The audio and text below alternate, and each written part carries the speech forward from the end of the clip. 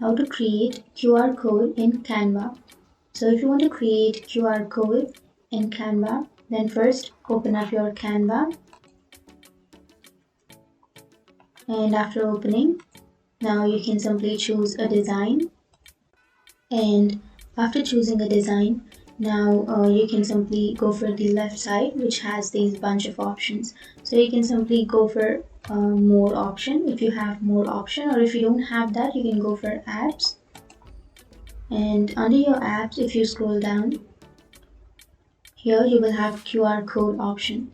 So simply click on that QR code, and here you have to enter your URL, like your link.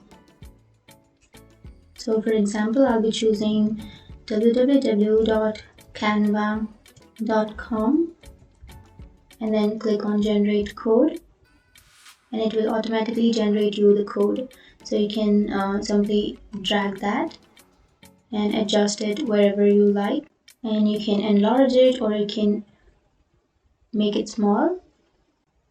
That's how you create QR code on Canva. And if you have any questions, feel free to comment below. Thanks for watching.